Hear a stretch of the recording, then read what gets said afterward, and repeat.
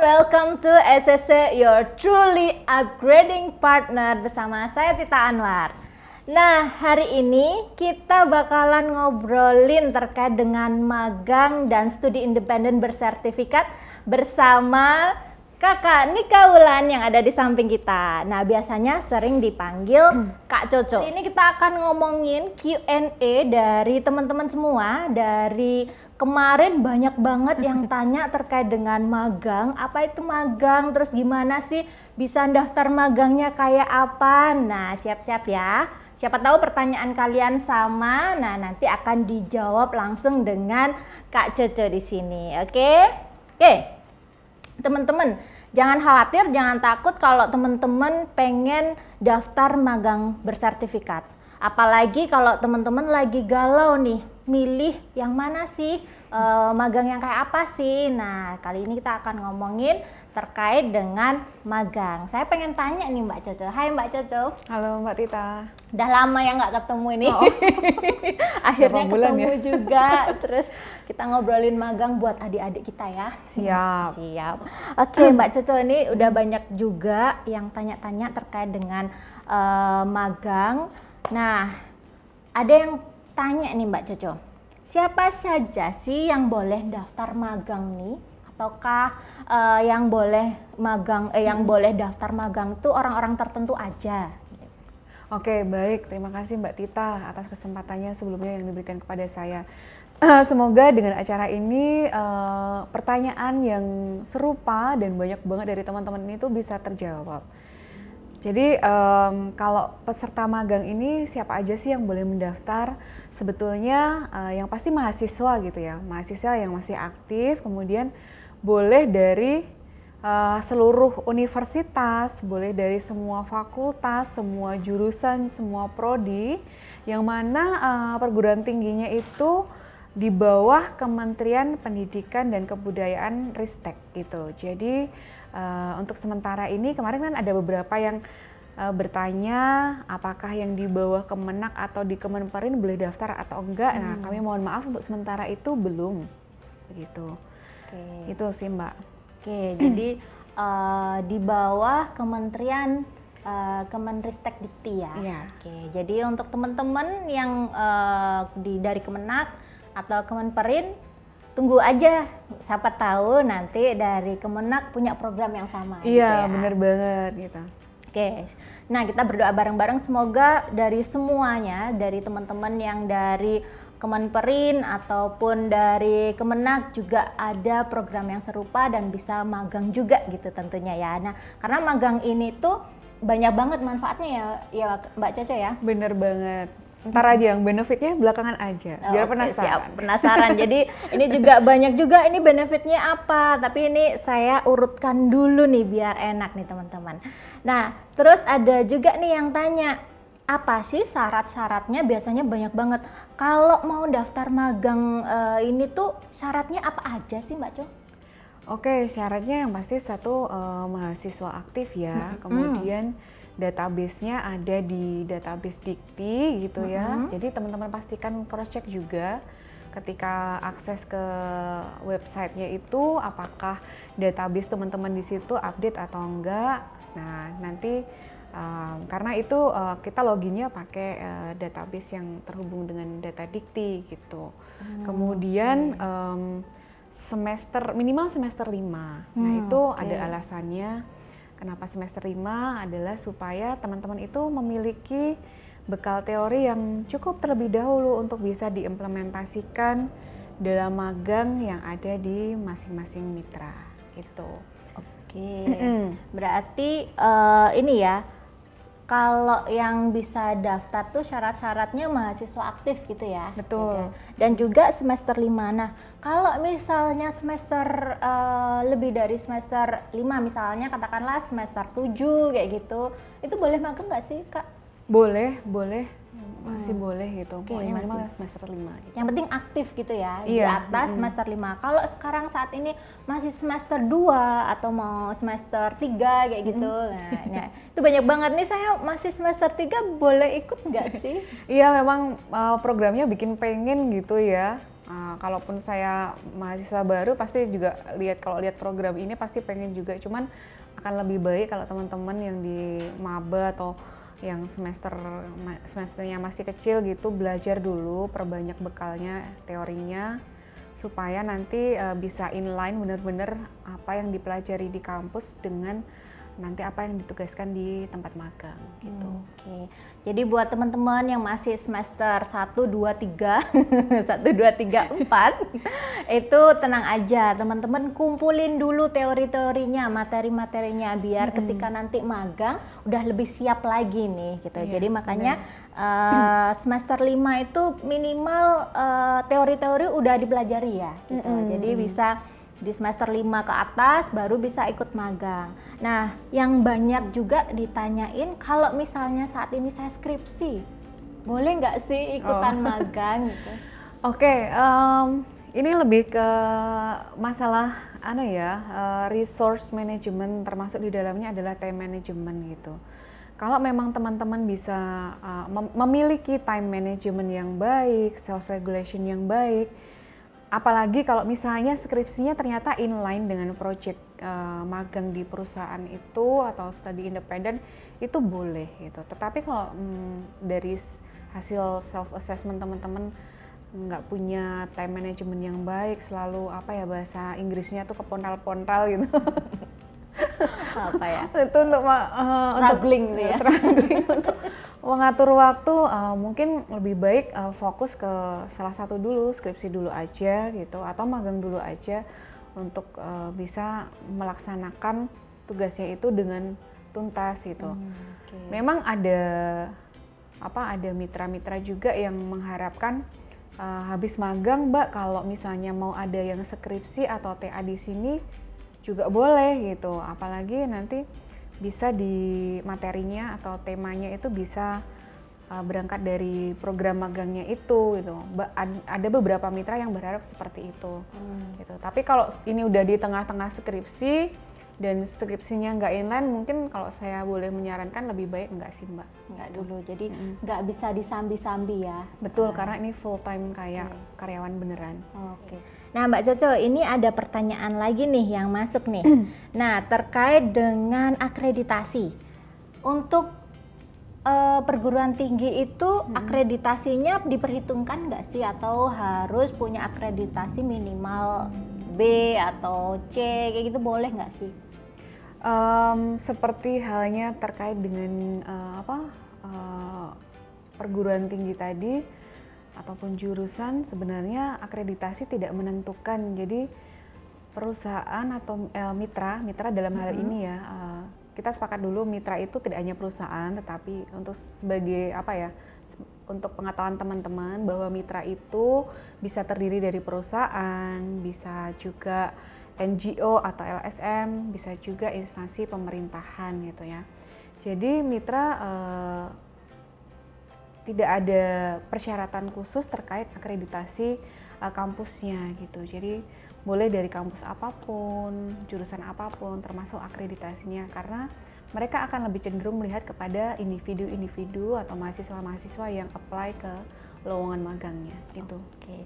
Jadi dari fakultas apapun, jurusan apapun, universitas maupun prodi apapun itu boleh banget boleh ya. Dan banget. Akreditasinya mau A, B, C itu boleh. Ya, juga jadi ya. teman-teman jangan minder kalau misalnya kampusnya, aduh kampusku cuma di daerah, kampusku kampus swasta, aku di pelosok gitu, kemudian akreditasi kampusku pun bahkan mungkin masih C gitu, nggak apa-apa, join aja gitu. Oke. Kalau misalnya ini mahasiswanya ini udah mau lulus nih, atau mahasiswanya udah lulus nih, boleh nggak sih ikut magang? Kalau udah mau lulus itu selama masih terhitung aktif sebagai mahasiswa sih nggak apa-apa ya gitu. Paling nanti jadi over semesternya gitu ya. Karena kan memang durasi magangnya ini beneran 1 semester gitu. Tapi kalau teman-teman yang udah lulus, mohon maaf sekali, kami tidak bisa memfasilitasi ini. Jadi silahkan teman-teman untuk mencari magangnya sendiri gitu, kalau yang lulus. Okay. Nah, Mbak Cica, selanjutnya kan tadi apa syarat-syaratnya tuh. Nah, kalau format CV-nya, biasanya kan kalau syaratnya itu kan ada, kita harus ngumpulin CV gitu. Nah, formatnya tuh kayak apa sih Mbak Cica? Iya bener banget, ini kemarin juga banyak banget pertanyaan tentang format CV-nya ya harus kayak apa sih gitu. ATS version pakai gitu. ATS version atau yang biasa-biasa aja Kak. Jadi untuk sementara memang kita belum menggunakan ATS ya, jadi masih yang manual. Jadi silakan teman-teman boleh berkreasi bagaimanapun bentuk CV-nya gitu. Yang penting di situ memuat informasi teman-teman yang lengkap, kemudian akurat. Akurat itu maksudnya datanya benar gitu ya, dan terbaru gitu ya. Jadi jangan yang misalnya nih teman-teman udah ikut training baru-baru ini, tapi nggak dimasukin ke CV, itu kan sayang banget. Jadi formatnya isi CV-nya sebaiknya lengkap, kemudian akurat dan terbaru gitu. Lengkap, akurat, dan terbaru. Nah, kalau misalnya di CV-nya itu ada yang salah nulis gitu, Kak. Terus kemudian dia upload CV lagi, itu bisa nggak sih? Dan data yang sebelumnya terhapus nggak sih? Kalau berdasarkan update terbaru itu bisa di replace gitu. Jadi nggak apa-apa kalau mau menggantikan CV yang sebelumnya. Gitu. Jadi bisa di replace ya, gitu. Oke. Nah, kalau ikutan kayak tadi sertifikat kayak gitu, sertifikat apa sih yang boleh dicantumkan? Apakah webinar itu boleh diikutkan kayak gitu, gimana Mbak? Oke, karena proses seleksinya hampir mirip seperti proses seleksi calon karyawan gitu. Jadi kalau teman-teman punya sertifikasi setelah mengikuti training atau development apapun itu yang masih relevan dengan pendidikan dan magang yang dituju, saya pikir itu layak untuk dicantumkan. Jadi mending dimasukkan aja Mbak, kecuali kalau memang ternyata sertifikasinya nggak relevan gitu. Oh oke. Jadi nggak masalah ya mau sertifikat apapun kecuali sertifikatnya itu di luar bidang, misalnya daftar IT tapi yang dikasih sertifikat tata boga, masa? Nah, benar. Iya. Nggak ada sertifikasi ISO dan lain sebagainya gitu ya, atau gitu. pernah ikutan apa namanya sertifikasi IT, bidang IT gitu, jadi jangan dicantumin. Tapi kalau punya kayak gitu, nah silakan cantumin. Iya. Oh ada lagi Mbak Tita yang sering ditanyain itu, Kak gimana sih kalau Kak gimana kalau misalnya aku nggak punya pengalaman organisasi, apakah itu nanti juga akan berpengaruh ke proses seleksi? Otomatis berpengaruh ya teman-teman, karena perusahaan itu akan melihat effort yang kamu lakukan dalam kamu mengembangkan diri itu apa aja sih gitu. Tetapi yang perlu diperhatikan teman-teman, pengalaman itu kan nggak harus selalu melalui organisasi. Tapi bisa juga misalnya teman-teman ikut kepanitiaan yang sifatnya lebih temporer daripada keorganisasian, itu boleh dicantumkan di CV. Kemudian kadang-kadang ada sertifikasinya juga itu, nah itu juga boleh di-upload. Kemudian kalau misalnya nggak punya pengalaman organisasi, nggak pernah ikut kepanitiaan, kalau teman-teman pernah jadi asisten dosen atau asisten peneliti, itu juga boleh. Kegiatan volunteer, teman-teman misalnya pernah mengikuti beberapa kegiatan menjadi relawan di daerah bencana, itu juga boleh dicantumkan di CV, karena itu jadi added value teman-teman. Yang intinya adalah menggambarkan bahwa teman-teman pernah mengimplementasikan ilmu yang didapatkan di dunia nyata, dan di sana teman-teman kan berinteraksi beneran dengan rekan kerja, dengan masyarakat, atau dengan stakeholders yang lain gitu sih Mbak. Oke. Dan juga kalau pernah ikut lomba-lomba juga bisa boleh dicantumkan banget. ya. Nah, kalau dari pengantar kampus itu perlu nggak sih? Nah, pengantar kampus, kemudian surat izin orang tua itu akan diperlukan, karena kan teman-teman barangkali ada yang umurnya kurang dari 18 tahun, jadi akan tetap membutuhkan surat izin orang tua. Akan tetapi kedua surat ini baru akan dibutuhkan untuk diupload nanti ketika teman-teman sudah dipastikan diterima di mitra tertentu. Gitu. Oh, oke. Jadi nggak perlu di awal-awal. Oh, gitu. Jadi perlu nanti ketika udah dinyatakan lolos nih ikut di magang ini, jadi perlu ada surat dari kampus sama dari orang tua. Kalau surat kelakuan baik, maksudnya perlu nggak sih? Kan biasanya kayak kerja nih. Iya, kalau kerja memang biasanya diperlukan seperti itu ya. Kemarin sih nggak ada gitu ya, karena saya pikir surat pengantar dari kampus itu sudah cukup mewakili gitu. Okay.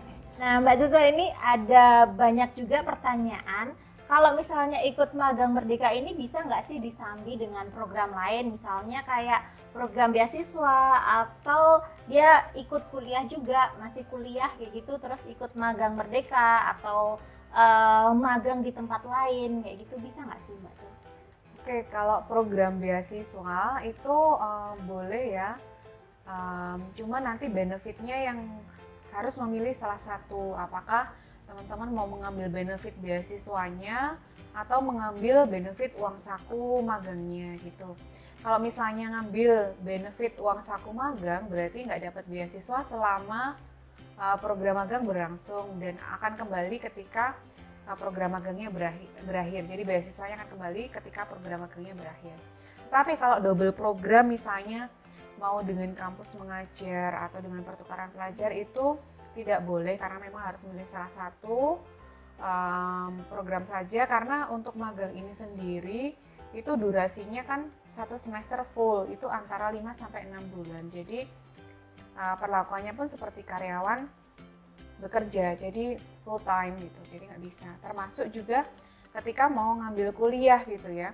Kalau kuliah kan tetap harus ada jam-jam untuk pertemuan dengan dosen gitu ya.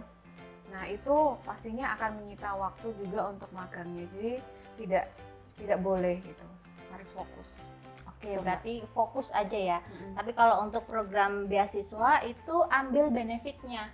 Mau ambil benefitnya itu di beasiswanya, ambil uang beasiswanya aja atau ngambil dari benefit yang magang itu tadi ya. Betul.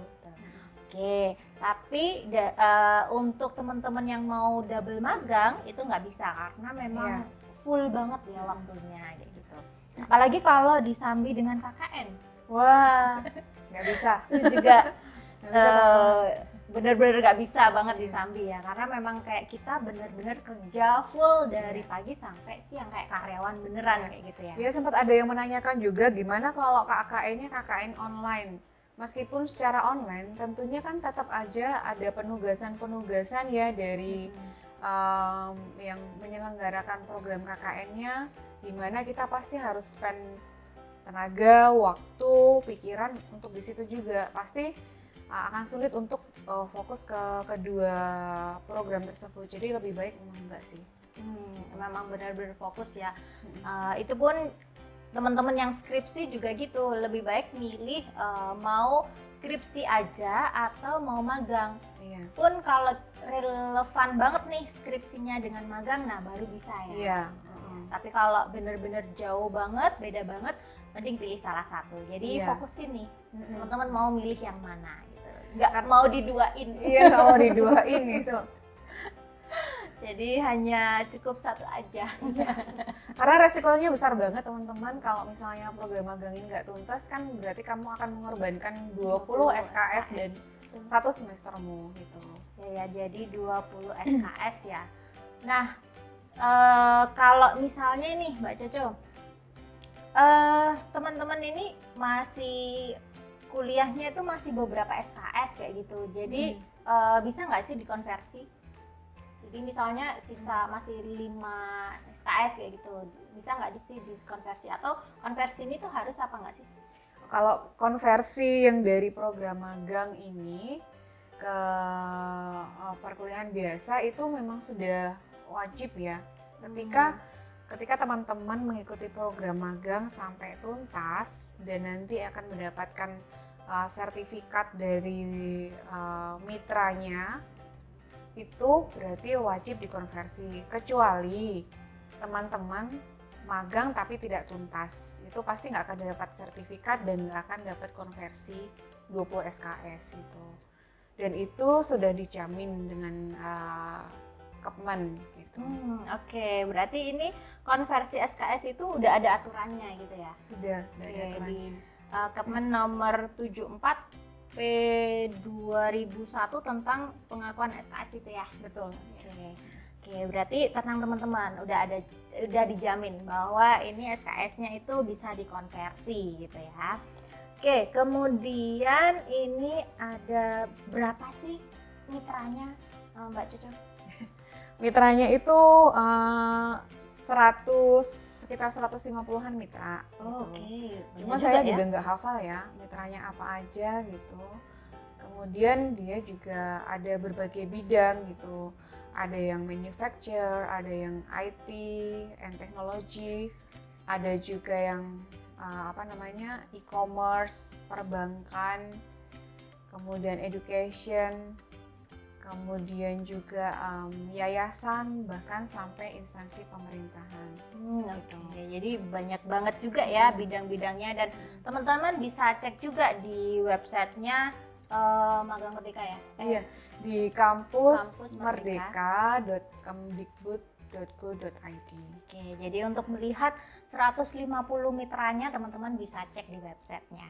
Oke, dan itu juga bidang-bidangnya juga bervariasi, banyak banget. Ada juga yang kemarin dari pemerintahan ya, DPR juga ya? Iya, ada DPR, kemudian ada Pemkot Kediri.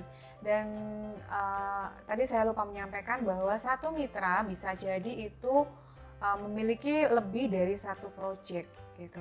Jadi bukan berarti bahwa kalau kamu memilih satu mitra itu hanya kamu bisa memilih satu proyek aja, enggak, tapi ada beberapa macam proyek yang bisa kamu pilih di sana gitu. Oke. Jadi banyak juga proyek-proyeknya ya yang bisa kita pilih juga ya. Nah, kalau boleh tahu nih, kita tuh bisa milih berapa program sih Mbak Cucu? Oke. Dengan banyaknya kesempatan seperti itu, teman-teman juga diberikan keleluasaan juga untuk memilih programnya lebih dari satu. Jadi ya sebanyak-banyaknya silahkan teman-teman pilih, boleh milih berbagai proyek di satu mitra atau berbagai proyek di beberapa mitra sekaligus. Tetapi akan kembali lagi bahwa akan ada proses seleksi di sana gitu. Jadi teman-teman boleh menyeleksi, tetapi mitra juga akan menyeleksi teman-teman juga. Apakah teman-teman memiliki kualifikasi yang sesuai dengan requirement mitra atau enggak. Kalau memang tidak sesuai, otomatis akan di-reject. Tetapi ketika teman-teman di-reject, bukan berarti kemudian teman-teman kehilangan kesempatan, karena teman-teman dengan memilih banyak tadi artinya masih punya cadangan untuk bisa memilih di project atau mitra yang lain. Gitu sih. Oke, jadi semakin banyak kita milih itu semakin besar kemungkinan kita bisa diterima di mitra lainnya gitu ya. Iya. Kalau kita ditolak di mana-mana. Tapi ya itu tadi harus pilih yang tepat supaya jangan asal klik ya, karena kan artinya di satu sisi meningkatkan persainganmu sendiri dengan yang lain, di sisi lain kalau itu menghabiskan effort lah kalau memilih terlalu banyak apalagi nggak relevan gitu. Oke, tetap boleh milih banyak tapi cari yang relevan biar teman-teman bisa bersaing dengan yang lainnya, karena yang ikut banyak banget ya. Iya. Oke, jadi teman-teman boleh milih beberapa program maupun mitra, asal teman-teman juga tahu nih kualifikasi yang dicari apakah sudah sesuai dengan teman-teman atau belum. Nah, teman-teman juga harus tahu nih passionnya teman-teman di mana. Jadi itu akan lebih memudahkan teman-teman untuk bisa memilih mana mitra atau bidang atau program yang ingin teman-teman pilih gitu. Nah, kalau teman-teman pengen tahu gimana cara pilih tempat atau program yang sesuai dengan teman-teman, nah teman-teman juga bisa lihat di video tips memilih tempat magang. Nanti videonya ada di description box ya. Teman-teman bisa cek di situ bagaimana sih cara memilih tempat magang yang tepat sesuai dengan teman-teman gitu. Oke. Nah, kalau durasinya ini Mbak Cucu, kan tadi udah kita boleh nih milih beberapa program kayak gitu, kemudian mitranya banyak juga dan tidak boleh diduakan, hanya satu aja. Berapa lama sih durasi magangnya ini Mbak Cucu? Oke, Durasinya untuk sementara ini masih 1 semester ya, meskipun ada banyak mitra yang saking antusiasmenya mereka pinginnya bisa melaksanakan 2 semester full gitu. Dan salah satunya kemarin itu Wilmar yang begitu mendapat presentasi dari kami itu, wah Mbak, saya revisi ya proposalnya jadi 1 tahun full gitu. Wow. Nah itu juga ada yang seperti itu, tapi minimal 1 semester itu adalah minimal 5 bulan gitu. 5 bulan ya. Dan itu full masuk tiap hari lah istilahnya, ya kayak karyawan beneran gitu. Bahkan mungkin kalau mungkin kalau ada shift gitu ya mungkin teman-teman akan ikut shift juga gitu. Jadi kayak bener-bener kita kerja beneran ya, kayak karyawannya beneran kan. Nah, Hmm. kalau misalnya ikutan ini nih, kita udah diterima ya misalnya, boleh nggak sih ambil waktunya itu nggak full, separuh aja gitu? Nawar ya, 3 bulan, nawar Bu. minta diskon ya. Diskon. Kebiasaan nih. Tahu aja nih ibu-ibu. Iya, tapi memang ada yang nanya gitu, boleh nggak nih ambil magangnya cuma 1 bulan aja atau 2 bulan aja? Nggak boleh ya teman-teman, karena 1 semester itu sendiri sudah menjadi syarat programnya, menjadi syarat bagi programnya itu sendiri. Jadi ketika mitra mengajukan program, nggak boleh proyeknya itu hanya berlangsung selama 1 atau 2 bulan, tapi memang paling nggak harus bisa dilaksanakan selama 1 semester. Jadi 1 semester tuh bisa sampai 5-6 bulan ya gitu. Jadi kurang dari itu nggak bisa gitu ya. Bisa. Oke. Jadi teman-teman waktunya fokusin untuk 5 bulan sampai 6 bulan ke depan untuk ikut magang ini. Jadi nggak bisa minta 3 bulan aja dong gitu, nggak bisa ya teman-teman ya. Ini beda dengan magang-magang, biasanya ada juga yang dulu kayaknya saya pernah magang di kampus tuh cuma sebulan ya gitu. Itu beda ya. Beda banget. Beda banget. Jadi bedanya antara magang dulu sama sekarang ini apa sih Mbak Cu? Kalau boleh tahu. Wah, banyak banget nih. Ini kenapa kami dulu waktu presentasi ke calon mitra gitu ya, itu kita nyebutnya magang ini berkualitas, sehingga untuk bisa masuk ke situ Bapak Ibu ketika mengajukan proposal pun harus yang berkualitas. Nah, salah satu kualitasnya adalah itu berlangsung selama 1 semester. Kemudian ada learning objective yang jelas. Jadi ketika teman-teman magang di situ itu mau belajar apa, mau mendapatkan skill apa, baik itu hard maupun soft, itu udah jelas di awal. Kemudian ada mentor, dedicated mentor yang itu jelas gitu. Jadi dedicated mentor itu maksudnya begini. Dia memiliki kompetensi sesuai dengan proyek yang akan dijalankan dan didampingi. Kemudian dia juga berkomitmen selama 1 semester itu untuk mendampingi teman-teman magang, sehingga tidak ada lagi teman-teman mahasiswa yang terlantar gitu. Tadi udah ya durasi, kemudian ini juga real case project gitu. Jadi magangnya itu berangkat dari real case project yang ada di mitra. Jadi bukan simulatif, bukan juga program rekayasa atau andai-andai gitu, tapi memang beneran bisnis keseharian itu ada case apa, itulah yang akan dijadikan project. Kemudian mitra juga diharapkan merancang projectnya itu dapat melibatkan teman-teman dari multidisiplin ilmu. Jadi setting kerja beneran, di mana teman-teman harus berinteraksi dengan orang lain yang berbeda latar belakang pendidikan, latar belakang budaya. Jadi nanti ada kesempatan juga selain ketemu sama sesama teman magang yang beda jurusan, itu juga akan ketemu langsung dengan karyawan beneran. Bahkan mungkin di beberapa proyek teman-teman bisa langsung ketemu dengan klien, dengan pihak berwenang atau pemerintah gitu Mbak. Terus syarat berkualitas lagi adalah bahwa si mitra ini pada akhir magang, tadi sudah sempat saya sebutkan di awal ya, itu harus memberikan sertifikat kompetensi di level perusahaan. Artinya bahwa learning objektif yang tadi di awal itu sudah dicanangkan, itulah yang akan tertuang dalam sertifikat. Misalnya di awal dicanangkan teman-teman di situ magang itu akan belajar tentang leadership, tentang kemudian hard skill-nya apa, tentang IT, tentang web designing, atau misalnya marketing gitu. Nah, itu akan tertuangkan di dalam sertifikatnya, dan di sana ada leveling pencapaian teman-teman itu seberapa. Sehingga nanti ketika kampus melakukan konversi ke SKS itu akan sangat terbantu karena sudah jelas di sertifikatnya. Itu sih. Menarik Mbak Coco, ini jadi jelas banget ya. Jadi magangnya nggak cuma fotokopi dan bikin kopi, beli gorengan gitu, enggak ya. Tapi udah jelas banget teman-teman bakalan dapat soft skill atau hard skillnya apa nanti ketika magang. Itu enak banget ya kalau aku nanti misalnya berandai-andai masih mahasiswa tuh aku pengen banget ikutan magang ini kan, soalnya keren banget.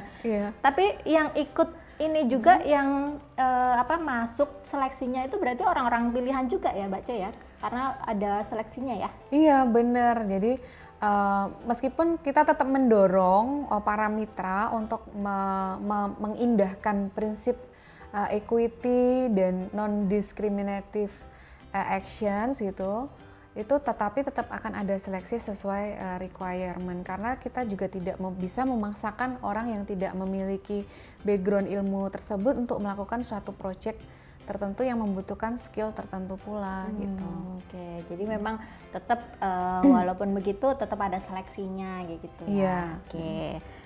Nah Mbak Co, terkait dengan lokasi nih, gimana Mbak Co? Kan banyak juga nih yang tanya lokasinya tuh di mana sih, kok banyak banget yang di Jawa, di tempatku kok nggak ada. Nah ini terkait dengan lokasi gimana Mbak Co? Kayaknya itu nggak cuma nanya itu, pada teriak-teriak itu, lokasinya di mana aja nih? Aku bayangin dia tuh nanya, lokasinya di mana aja nih? Oh di tempatku nggak ada sih gitu. Masa cuma di Jawa aja sih gitu? Baik, memang dipahami ya teman-teman, ini mohon dipahami karena ini kan periode pertama ya. Untuk proses penjaringan mitra aja memang itu juga struggling banget, effort banget gitu ya. Mereka masih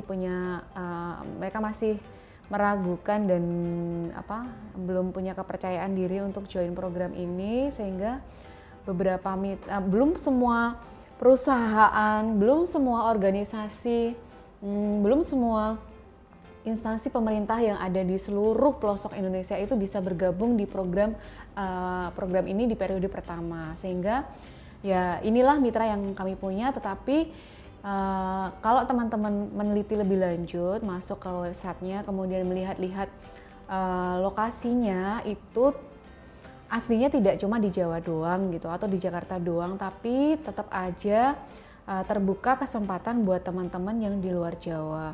Bahkan ada satu mitra, contohnya yang ABM Investama itu, dia memang sudah punya punya visi, punya niatan untuk merekrut teman-teman pemagang dari lokasi perusahaan itu berada. Jadi misalnya lokasinya ada di Balikpapan, maka dia akan fokus untuk mengambil teman-teman mahasiswa dari Balikpapan gitu. Jadi dia nggak akan prefer teman-teman dari Jawa. Jadi memang mau mengembangkan teman-teman dari lokal gitu. Jadi jangan khawatir, meskipun belum sebanyak yang teman-teman harapkan, ini ada beberapa mitra yang membuka peluang bagi teman-teman dari seluruh pelosok Indonesia gitu.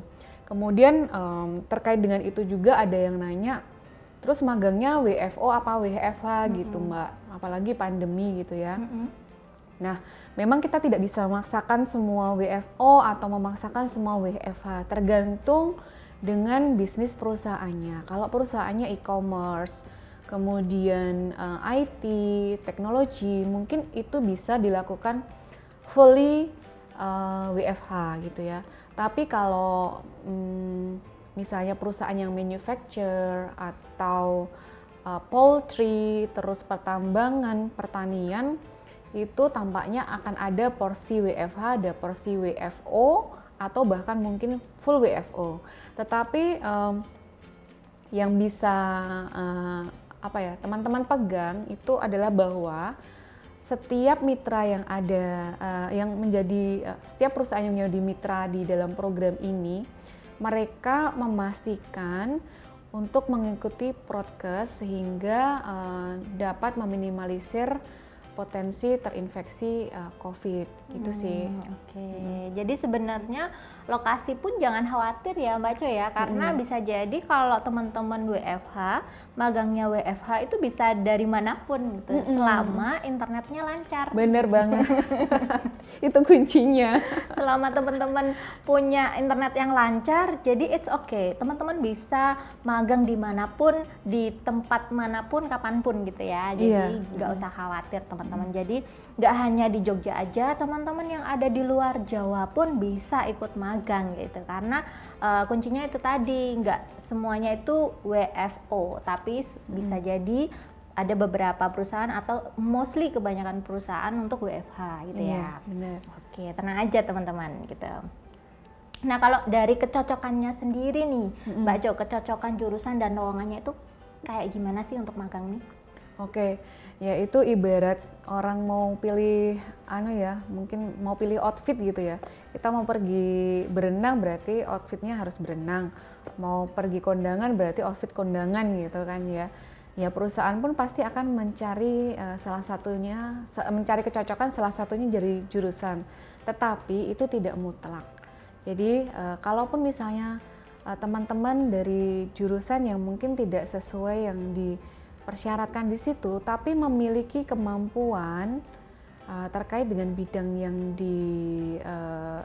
yang tercantum di lowongan, itu kalau saya sih nggak apa-apa sih, nekat aja, toh nanti akan ada ajang pembuktiannya lewat seleksi administrasi. Di situ teman-teman bisa mencantumkan, oh bahwa aku memang certified dalam bidang ini kok, jadi meskipun jurusanku itu nggak inline, tapi aku punya kompetensi di situ, gitu, didukung dengan sertifikasi. Atau nanti pas wawancara, di situ teman-teman juga punya kesempatan untuk menyampaikan ke perusahaan bahwa meskipun aku jurusannya marketing gitu ya, tapi aku punya kemampuan dalam bidang IT misalnya, ya just prove it gitu pada waktu wawancara atau pas tadi dicantumkan sertifikasinya misalnya, atau sebaliknya latar belakangnya IT ternyata passionnya di bidang marketing gitu ya, ya itu juga boleh disampaikan, nggak masalah sih ya itu.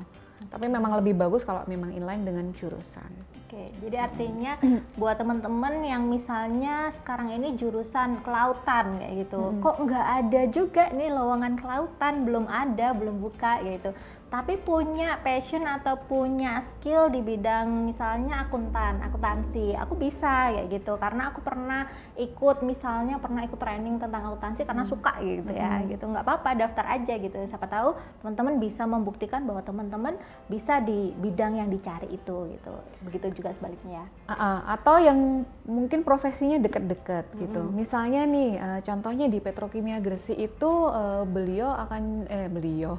Petrokimia Gresik itu punya pelabuhan sendiri. Dan tampaknya mungkin akan ada proyek di situ juga gitu. Mungkin di situ tidak akan secara langsung menunjukkan jurusan ABCDE. Tapi kan itu sangat dekat dengan jurusan kelautan ya misalnya. Kalaupun tidak disebutkan, tetapi itu bidangnya sangat dekat gitu. Kupikir nggak apa-apa sih, di-apply aja Bisa gitu. apply ya. Kayak keguruan itu mungkin nggak disebutkan bahwa psikologi bisa ke situ. Tapi kan itu sangat dekat, jadi nggak apa-apa, apply aja gitu. Oke, dan teman-teman nggak usah takut duluan untuk daftar ya, yang penting dicoba dulu aja. Yang penting teman-teman juga melihat nih kualifikasi dan skill dari teman-teman. Apakah teman-teman punya nggak sih skill yang dibutuhkan? Kalau punya, hajar aja gitu, jadi nggak usah takut. Nah, masih penasaran untuk part 2-nya? Jangan lupa kalian tetap tonton untuk di part 2-nya ya. See you!